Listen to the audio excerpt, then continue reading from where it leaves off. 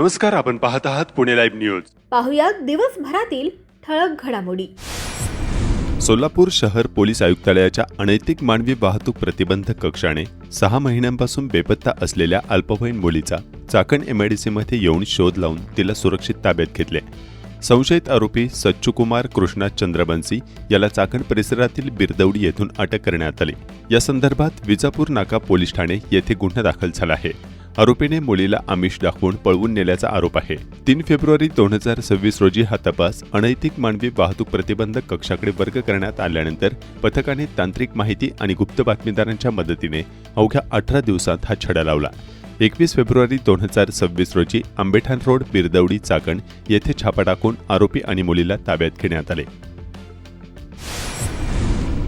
Mahalunge MIDC परिसरात अंमली पदार्थांची विक्री करणाऱ्या एका परप्रांतीय तरुणाला पोलिसांनी अटक केली.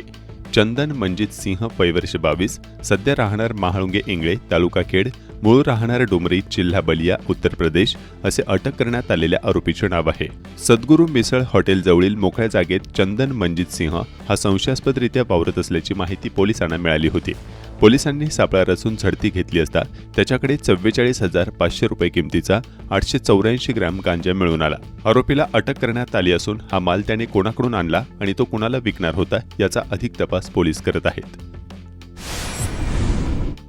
ग्रामीण भागात अवैध धंद्यांविरुद्ध पोलिसांनी मोहीम तीव्र केली असून कुरुळी येथील घाडगेवस्ती परिसरात असलेल्या ओढ्याकाठी पोलिसांनी मोठी कारवाई केली. झाडाझुडपांच्या आडोशाने रोहित राठोड हा इसम गावठी हातभट्टीची दारू तयार करत असल्याची खात्रीशीर माहिती मिळाल्यानंतर पोलिसांनी तेथे छापा टाकला. पोलिसांनी घटनास्थळावरून 5,500 लिटर कच्चे रसायन आणि 105 लिटर तयार दारू असा एकूण 2,85,500 रुपयांचा मुद्देमाल जप्त केला. पोलिसांना पाहताच आरोपी पळून जाण्यात यशस्वी झाला असला तरी पोलिसांनी सर्व मुद्देमाल पंचांसमक्ष जागीच नष्ट केला. आरोपी झाडाझुडपांच्या आडून पळून गेला तर दक्षिण महाळुंगे एमआयडीसी पोलीस याबाबतचा अधिक तपास करत आहेत. मद्यधुंद अवस्थेतील कंटेनर चालकानं पुढे जाणाऱ्या मोटारीला धडक देऊन मोटारीचे नुकसान केल्याची घटना चाकण शिक्रापूर रस्त्यावर शेलगाव तालुका खेड येथे घडली आहे. मोटारीतील प्रवासी केवळ नशीब बलवत्तर म्हणून या अपघातातून बचावलेत. काळूराम गुंडा राहणार वाढू बुद्रुक शिरूर यांनी याबाबत चाकण उत्तर चाकण पोलिसात दिलेल्या फिर्यादीवरून हरिदास दत्तात्रय घालगुडे वयवर्ष 38 राहणार चिखली तालुका हवेली पुणे याच्यावर गुन्हा दाखल करण्यात आलाय.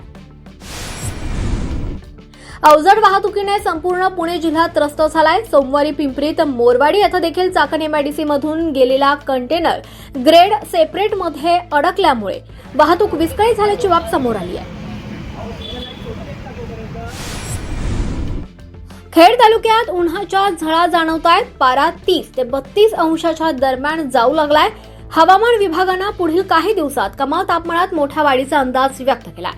फेब्रुवारीच्या शेवटच्या आठवड्यातच उन्हाची काहिली मोठ्या प्रमाणात वाढू लागल्यानं खेड तालुक्यात रसवंती गृहांमध्ये नागरिकांची गर्दी देखील आता वाढू लागली आहे.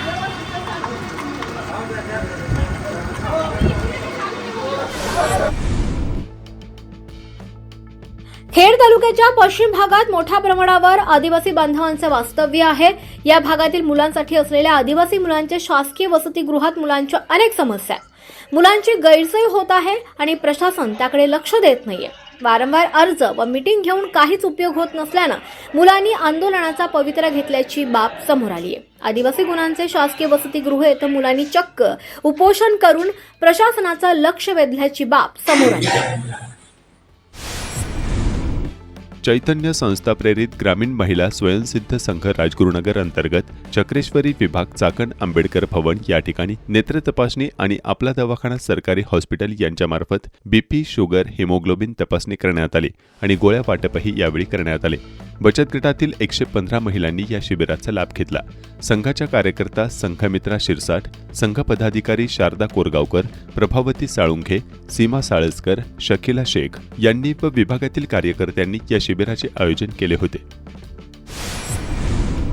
मोई ग्रामपंचायत कार्यालयात ग्रामपंचायत पंचवार्षिक निवडणूक 2026 प्रभाग रचना विशेष सभा तलाठी एन दाते, ग्राम अधिकारी सुदामगड यांनी घेतली. मोई ग्रामपंचायतीच्या प्रशासकपदी सरपंच शीतलताई संतोष रोकडे यांची नियुक्ती करण्यात आली व उपसरपंच सोमनाथ गवारी, संतोष येळवंडे, आरती फलके, सारिका करपे यांची सदस्यपदी निवड झाल्याबद्दल गावच्या वतीने योगेश गवारी यांच्या हस्ते त्यांचा सन्मान करण्यात आला.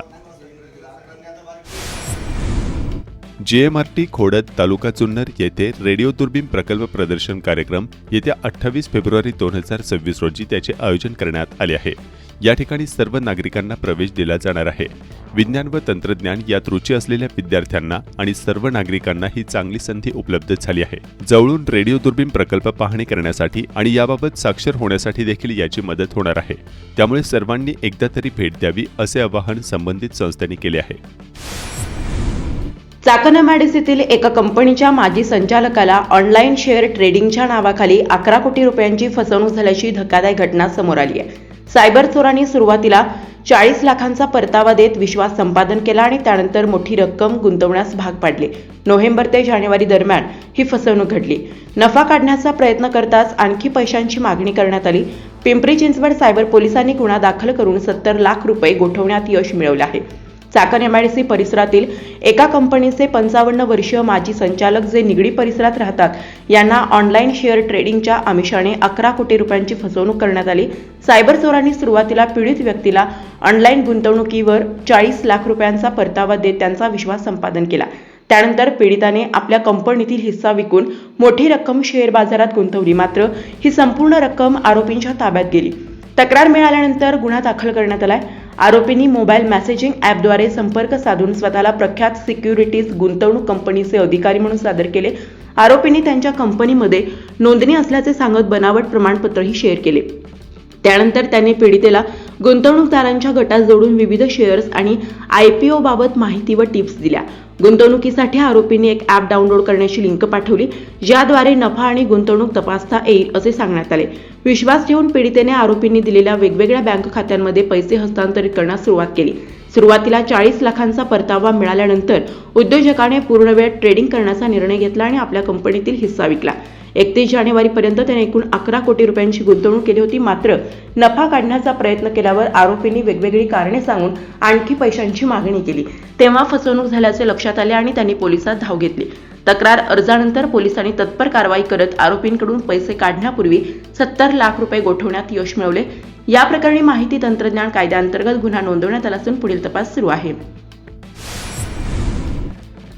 आळंदी परिसरात मागील 3 महिने जळत असलेला कचरा अद्याप धुमसत आहे। जळालेल्या कचऱ्याची राख थंड होत नाही तोवर रात्री समाजकंटकांनी कचरा पुन्हा पेटवला। रात्रीच्या वेळी धुराचे लोट मोठ्या प्रमाणात वाहत होते। तीर्थक्षेत्र आळंद येथील कचरा डेपोला आग लागण्याचे सत्र सुरूच आहे। कचरा डेपो प्रवेशद्वाराजवळ 3-4 दिवस संकलित केलेल्या कचऱ्यास सायंकाळी समाजकंटकांकडून आग लावण्यात आली होती। त्यामुळे कचरा डेपो परिसरात पुन्हा धुराचे लोट दिसून येत होते। स्थानिकांच्या माहितीनुसार बऱ्याच दिवसांपासून कचऱ्याला आग लागली असल्याने त्या परिसरात मोठ्या प्रमाणात धूर पसरून वायू प्रदूषण होत आहे। कचरा डेपोवरील संशयास्पद हालचालींवर लक्ष ठेवण्यासाठी 24 तास सुरक्षा रक्षक नेमावेत, तसेच संपूर्ण परिसरात CCTV कॅमेरे बसवावेत।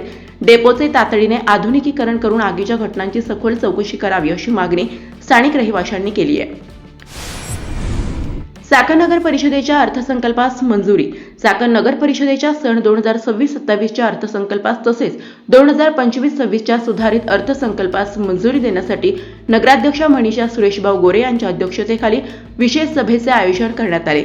सदर अर्थसंकल्प मुख्याधिकारी डॉ. अंकुश जाधव यांचे मार्गदर्शनाखाली लेखा विभागामार्फत सादर करण्यात आला व तो सर्वानुमते मंजूर करण्यात आला। नगर परिषदेमार्फत नागरिकांना सुविधा देण्याकरिता शासनाचे भांडवली योजना तसेच सर्व विभागामार्फत प्राप्त सूचना लक्षात घेऊन सदर अर्थसंकल्प सादर करण्यात आला। नाली दुरुस्ती, नवीन रस्ते व विद्युत व्यवस्था यावर तत्परतेने कार्यवाही करण्याच्या सूचना संबंधित विभागांना देण्यात आल्या। तसेच जिल्हा वार्षिक योजनांच्या प्रलंबित कामांवर चर्चा करण्यात आली।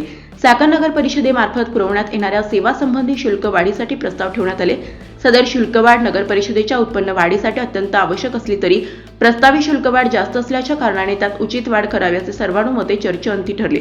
सर्व सूचनांना अध्यक्षांनी सकारात्मक प्रतिसाद देत सन 2026-27च्या शिल्की अर्थसंकल्पास तसेच 2025-26च्या सुधारित अर्थसंकल्पास सर्वानुमते मान्यता देण्यात आली। प्रधानमंत्री कृषी सिंचन योजना पाणलोट विकास गट 2.0 अंतर्गत मूल्य साखळी विकासांतर्गत आत्मा प्रकल्पाचे संचालक सूरज मडके यांच्या मार्गदर्शनाखाली 5 दिवसांच्या प्रशिक्षणासाठी गुजरात राज्यातील आणंद येथे खेड तालुक्यातील विविध गावातील 55 पशुपालक शेतकरी प्रशिक्षणासाठी रवाना झाले। या दौऱ्याचा शुभारंभ बाजार समितीचे सभापती विजयसिंह शिंदे पाटील आणि तालुका कृषी अधिकारी वैभव विश्वे यांच्या हस्ते करण्यात आला।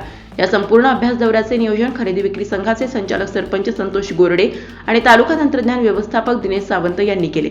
या दौऱ्यामुळे तालुक्यातील पशुपालक शेतकऱ्यांना जागतिक दर्जाच्या संस्थेमध्ये तंत्रज्ञान पाहण्याची संधी मिळणार असून खेड तालुक्यात दुग्ध क्रांती वाढवण्यास फायदा होणार असल्याचा विश्वास सहभागी शेतकऱ्यांनी व्यक्त केला।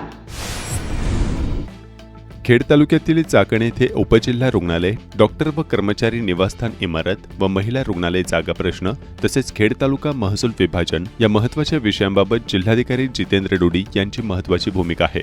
चाकणमधील विविध विषयांच्या संदर्भात जिल्हा काँग्रेस प्रवक्ते ॲडव्होकेट निलेश कड यांनी जिल्हाधिकारी जितेंद्र डोडी यांची भेट घेतली।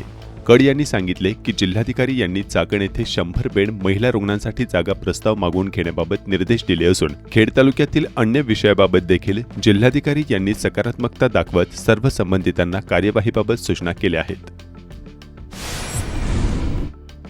आम आदमी पार्टी खेड तालुका यांच्या वतीने चाकण येथील तळेगाव चौकात आंदोलन करण्यात आले।